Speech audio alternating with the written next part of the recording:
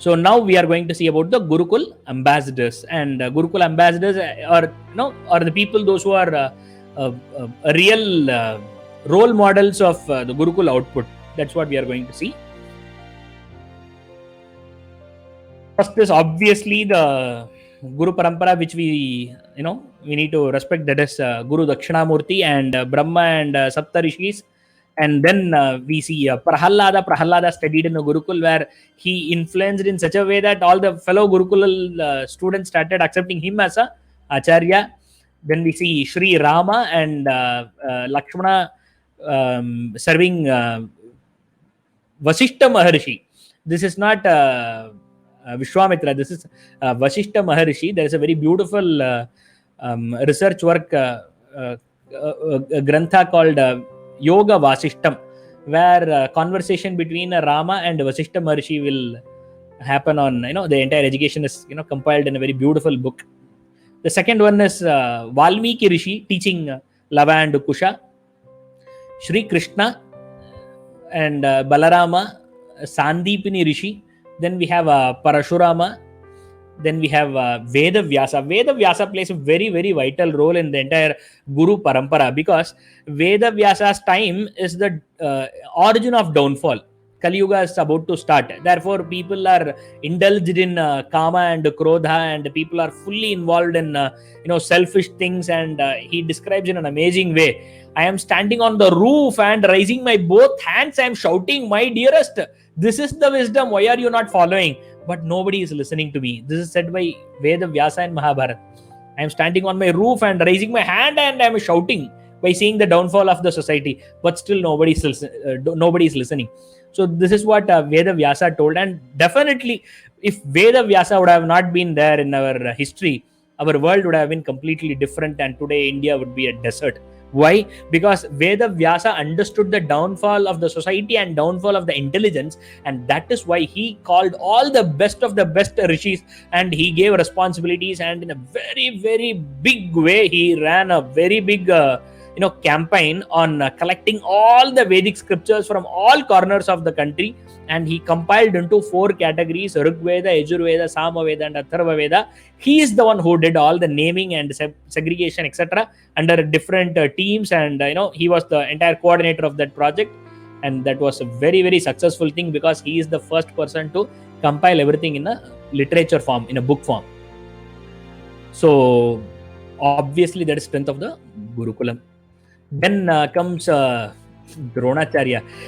Definitely Dronacharya was not ideal, but Dronacharya did his best in his own way with his own limitation. Therefore, Dronacharya is also a person to be kept in the list of the Gurukulam without doubt. Chanakya, we all know Chanakya was a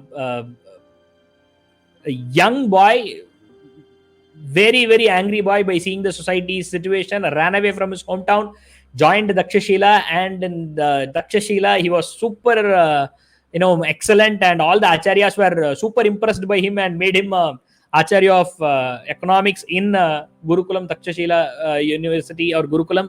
And he was acharya there, and he understood the social system out there and what are all the problems happening because of Magadha king. He came out, he completely rechanged the entire map of the country. He even cleared so many impossible things he made, and he made the entire society beautiful. After making everything, after making a small cowherd boy Chandragupta as a king, after making Chandragupta as a king, Chandragupta was very happy, and he told, now I am here to announce Chanakya as my Raja Guru. Chanakya told, no, I am not Raja Guru. And he called the Magadha Raja's Rajaguru as his Mantri, and he kept him as a Mantri. His name is Rakshas. What Rakshas? And he made him as a Mantri, and Chanakya went back to Gurukulam in the forest teaching his children. Because Chanakya knew in the first place, I am a Gurukul Acharya. Being a Gurukul Acharya, I can do anything. Therefore, he went back again to his Gurukul and he lived in his hut. So this is an amazing design. Went back again to the Gurukul even after seeing the limelight. Sri Govinda Prabhupada and Shankaracharya's Guru, Again, a very beautiful Guru Parampara we see there. Vidyaranya, many people don't know this. Vidyaranya is the rishi who is, eye opener for Hakka and Bukka, two kings of Uttar Karnataka who established Vijayanagara Samrajya. So if they would have not met Vidyaranya Maharshi, then the entire Vijayanagara Samrajya would have not been there. So same like Chanakya, Vidyaranya's role also is very, very vital and great. Then Chakravarti Shivaji Maharaj's Guru Samartha Ramadas. We all know we are running out of time, so I'm just winding up. Sikh Guru, all the 10 Gurus, Ramakrishna Paramahamsa, Ramana Maharshi and his entire Gurukulam, Swami Shivananda Maharaj. Many people might not know him.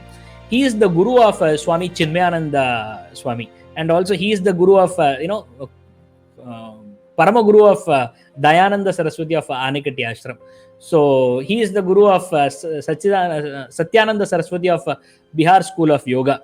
Very big tree of organizations he created, and he's a great soul. He's from Tamil Nadu and he settled in Rishikesh. Then we have Mata Amritanandamayi Devi. Likewise, we have the Guru Parampara starting from Dakshinamurti till 21st century. So now we are going to see the last segment. So now we are going to see the 21st century's Gurukul. Do we have Gurukuls now, today? In 21st century, do we have Gurukuls? That is what we are going to see now.